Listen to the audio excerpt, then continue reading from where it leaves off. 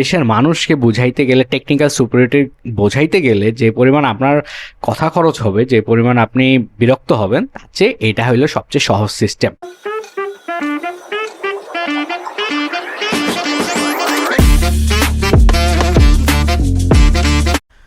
Argentina মরক্কোর খেলার যে বিতর্ক, এই বিতর্কটার শেষ করার জন্য কিছু টিপস অ্যান্ড ট্রিক্স ফিফা আমার কাছ থেকে নিতে পারে। প্রথম কথা হইল, আর্জেন্টিনা ব্রাজিলের যখনই খেলা হবে তখন ভারত এবং বাংলাদেশের মানুষের কাছ থেকে ভার সিস্টেমের বদলে ইপিএস সিস্টেম চালু করতে হবে, ইমোশনাল পোলিং সিস্টেম। এইটা চালু হবে ফেসবুকে।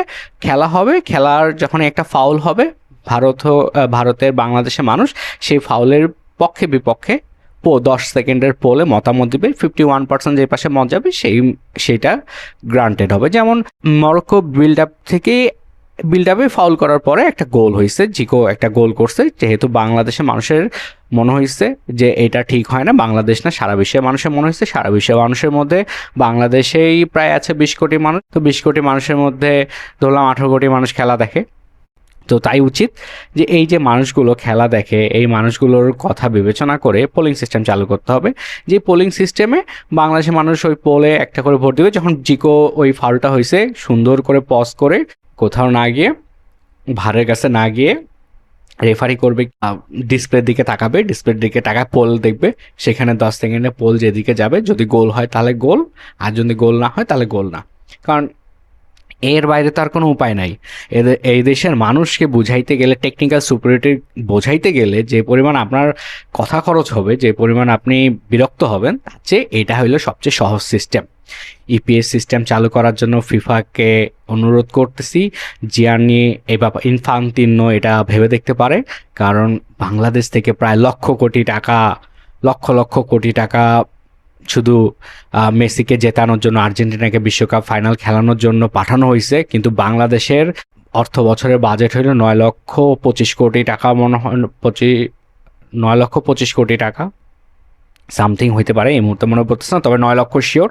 আর লক্ষ টাকা পাঠানো হচ্ছে। বাংলাদেশে প্রচুর টাকা আছে। এই যে লোকটা বলছে, ওই লোকটার কথাটাও বাংলাদেশের সরকারের মাথায় রাখা উচিত, কারণ এত টাকা পাচার হয়ে যাচ্ছে আমাদের, তাহলে তো বাজেট আরও বাড়তো, আমাদের মাথাপিছু আয় বাড়তো। কথাটা কিন্তু মনে হয় সিরিয়াসলি নেওয়া উচিত। আর কারণ যেহেতু আমরা আবেগ দিয়ে চিন্তা করি, আমাদের সিরিয়াসলি নেওয়া উচিত। সিরিয়াসলি একটা কথা বলছে, এই সিরিয়াসলি কথাটা না নিলে সরকারের প্রতি আমার একটা বিরূপ মনোভাব তৈরি হবে। আর তাছাড়াও এরপর থেকে ইপিএস সিস্টেমটা চালু হবে। ইপিএস সিস্টেম চালু করার জন্য জোর দাবি জানাই, যেহেতু টেকনিক্যাল সুপিরিয়রিটি এখানে কাজ করে না।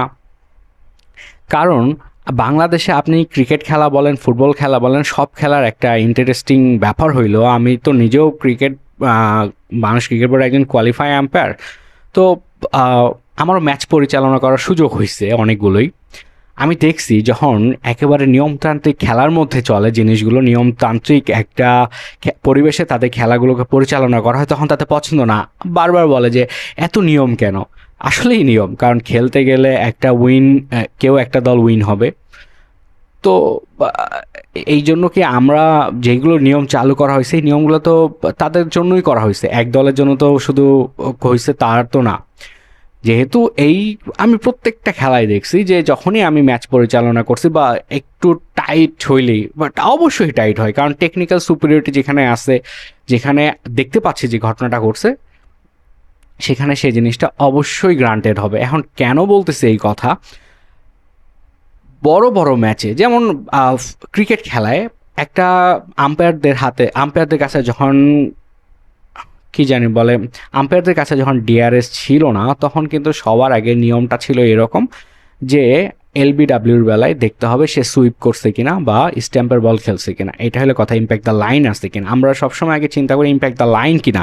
ওই জিনিসটা যদি ইম্প্যাক্ট দ্য লাইন হয় তাহলেই আউট, কোনো কথা নাই। এক সুইপ খেললে আউট, আর একটা ইম্প্যাক্ট দ্য লাইন হলে আউট। তো এই একটা কমন আমরা কিন্তু চিন্তা করি, কিন্তু ফুটবলেরগুলো আরও ভার্সুয়াল। ওরা কিন্তু প্রত্যেকটা যারা ইন্টারন্যাশনাল ম্যাচ পরিচালনা করে, ইন্টারন্যাশনাল ম্যাচে তো প্রচুর, তারা বলা যায় যে লিগে প্রচুর ম্যাচ পরিচালনা করে। তো ইন্টারন্যাশনাল ম্যাচের ক্ষেত্রে যে জিনিসটা দেখা যায়, ওরা বারবার কিন্তু জিনিসটা দেখে যে বিল্ড আপ ঠিক আছে কিনা, বারবার এটা দেখতে হয়, এটার কিছু নিয়ম আছে।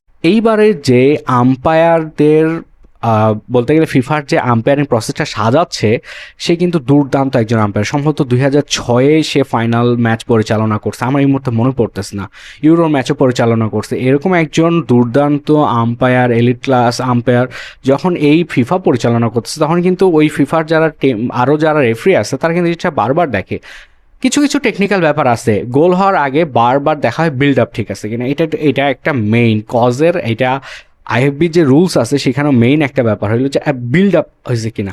এখন কথা হলো বিল্ড আপ যদি না হইতো তাহলে ব্যাপারটা ভিন্ন হইতো। আম্পায়াররা বারবার এই যে টেকনিক্যাল ডিসিশনগুলো দেখে, টেকনিক্যাল সুপারিটিগুলো চিন্তা করে, কারণ এইখানে এখন খেলা তথ্য প্রযুক্তি নির্ভর, ভার আছে বলে আমরা এখন আর আগেকার মতো ব্যাপারগুলোকে দেখতেছি না। অনেকে বলছে হ্যান্ডবলের কথা, অফসাইডের কথা, অনসাইডের কথা, এত সূক্ষ্ম কেন? সামি ভাইরাও বলছে এত সূক্ষ্ম কেন? অবশ্যই সূক্ষ্ম হওয়া উচিত। কেন? আমরা তো প্রযুক্তির যুগে, আমরা 100% না হোক 99%, 99.99% পর্যন্ত আমরা কি অ্যাকুরেট ডিসিশন নিব না যদি সুযোগ থাকে? আমাদের সুযোগ থাকলে আমরা কেন নিব না? কারণ এই সুযোগ তো প্রতিপক্ষও পাচ্ছে, এমন তো না যে এক পক্ষের দিকে যাচ্ছে। আবেগ দিয়ে খেলা দেখলে সমর্থকদের এটা মনে হবে, এটাই স্বাভাবিক। কিন্তু টেকনিক্যাল সুপারিটির জায়গায় যারা অ্যানালিস্ট করে, যারা ফুটবল অ্যানালিস্ট, যারা ক্রিকেট অ্যানালিস্ট, তাদের কাছ থেকে এই ধরনের কথা আশা করা যায় না। হ্যাঁ, ঠিক হইতে পারে যে এটাও একটা কারণ হতে পারে সামি ভাইয়ের বা বাকিদের, কারণ এইটা তারা বলতেছে এইটাও বিবেচনায় নিয়ে যে এটা বললে কিছুটা মানুষের কাছ থেকে একটু সিম্প্যাথি পাওয়া যাবে। বাট সিম্প্যাথি পাওয়ার জন্য কেন আমি আমার টেকনিক্যাল জায়গা থেকে সরে এসে আমি আমার মতামতটাকে ইমপ্লান্ট করব? কারণ আমি তো দেখতেছি যে টেকনিক্যাল সুপারিটির জায়গা থেকে টেকনিক্যাল সুপারিটি উইন করতেছে। এটা ক্রিকেটের রান আউটের ক্ষেত্রে, এলবিডব্লিউর ক্ষেত্রেও দেখতেছি। ক্রিকেটে তো ডিআরএস সিস্টেম আছে, ফুটবলে এখন ভার সিস্টেম আছে। ভার সিস্টেম থাকায় আরও খেলাগুলো আরও দেখতে ভালো লাগতেছে যে ওকে, ওই 5 সেকেন্ড আগেও যেই ঘটনাটা ঘটছে সেই ঘটনাটা জন্য একটা টিম আনফেয়ার হইতেছে না, আনজাস্ট হইতেছে না, সে তার ইনজাস্টিস পাইতেছে এবং কি ম্যাচ জিততেছে। এইভাবে এই খেলাটাতে মরক্কো আর্জেন্টিনার খেলায় তো একটা সময় গিয়ে মনে হয়েছে যে মরক্কো খেলাটাকে খুব কনফিডেন্ট নিয়ে ফেলছে। আর্জেন্টিনা হইল ওয়ার্ল্ড কাপ ফিফার first team, ranking first team, এবং আর্জেন্টিনার যারা খেলা দেখে তারা বলতে পারবে যে আর্জেন্টিনা হইল অস্ট্রেলিয়ার মতো, যারা লাস্ট পর্যন্ত তাদের বিল্ড আপ করতে পারে। তারা আর্জেন্টিনার সবচেয়ে বড় কথা হলো আর্জেন্টিনার মেইন একটা কোর জায়গা হলো আর্জেন্টিনা মিড ব্লক করে খেলা।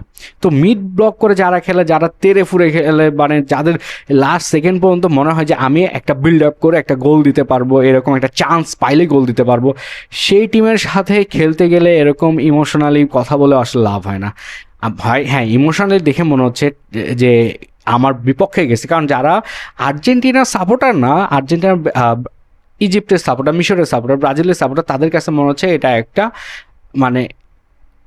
জাস্টিস হয় নাই। বাট টেকনিক্যাল সুপারিটির জায়গা থেকে জাস্টিস হয়েছে এবং এই খেলাটা ওয়ান অফ দ্য গ্রেটেস্ট খেলা হয়েছে। এইরকম একটা জায়গায় ম্যাচ যদি বলা যায় যে এর আগেও তো কেন ফ্রান্স আর আর্জেন্টিনার ফাইনাল ম্যাচটাও তো এরকমই হয়েছে। একটা সময় গিয়ে মনে হচ্ছিল আর্জেন্টিনা হেরে যাবে, সেখানেও তারা ম্যাচ এইখান থেকেও ফ্রান্স ম্যাচ বের করে নিয়ে আসছে। কিছু কিছু টিম আছে যারা একটা নির্দিষ্ট সময়ের পরে বিল্ড আপ খুবই স্ট্রং করতে পারে, যেমন ফ্রান্স 75 মিনিটের পরে ফ্রান্স অসাধারণ খেলে। ইভেন লিওনেল স্কলানি বলা যেতে পারে পৃথিবীতে এই মুহূর্তে একজন সেরা কোচদের একজন। প্রায় 100টা ম্যাচের মধ্যে 73 কি 74% ম্যাচ সে জিতছে, ড্র করছে সামথিং। 100টা ম্যাচের মধ্যে যে 73-74% ম্যাচ জিততে পারে, মাত্র 9টা ম্যাচ হারতে পারে, তার রেটিংসের ব্যাপারটা দেখলেই তো বোঝা যায় যে এই ধরনের ট্যাকটিক্যাল গেম খেলতে সে কী পরিমাণ ওস্তাদ, এবং কি তার প্লেয়াররা কী পরিমাণ ট্যাকটিক্সে এবং কি হাইলি বলতে চাচ্ছে যে অনেক উপরের লেভেলে খেলে অভ্যস্ত। তারা এই ধরনের ম্যাচ বারবার বের করে নিয়ে আসছে।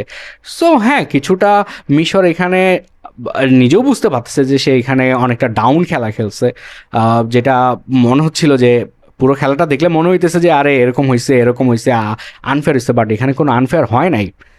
বাংলাদেশে খেলা হয় এরকম, বাংলাদেশে একবার আমার ঠিক এই মুহূর্তে মনে পড়তেছে না, তবে এটা মনে আছে যে 5 বলে 3 রান লাগতো, ওই ম্যাচ বাংলাদেশ হেরে গেছে, এবং কি ভারতের সাথে যে ম্যাচটা বাংলাদেশ জেতার কথা। সো ওইখানেও টেকনিক্যাল সুপারিটির জায়গায় ভারত জিতছে, গেম সেন্সে জিতছে। তো আমরা তো আর বলতে পারি না যে এটা সমস্যা। ঘটনা হইলো যে আমি আমার ইমোশন দিয়ে চিন্তা করতেছি, আমি আমার টেকনিক্যাল সুপিরিয়রিটি চিন্তা করতেছি না। তাই বলতেছি বারবার যে বাংলাদেশের ভারতের মানুষের জন্য, পাকিস্তানের মানুষের জন্য, আমি জানি না পাকিস্তানের হাইপটা কীরকম, কারণ পাকিস্তানের এই হাইপগুলো হয়তো দেখা যায় না, কিন্তু বাংলাদেশ ভারতে যেহেতু হাইপগুলো দেখা যায়, কারণ দুই দেশে ইউটিউবের চ্যানেলগুলো বারবার একজন আরেকজনের মানে এই ভারতের ইউটিউব চ্যানেলগুলো কিন্তু বাংলাদেশে আসে, স্পন্সর হিসাবে আসে, তো দেখলে বোঝা যায় যে এই দুই দেশে একটা প্রচুর সমর্থক আছে। তাই ইমোশন যেহেতু এখানে অনেক বেশি, তাই ইমোশনকে কাজে লাগায় একটা ইপের সিস্টেম চালু করুক, ভালো হবে, খারাপ না, বুদ্ধিটা কিন্তু ভালো দিছি।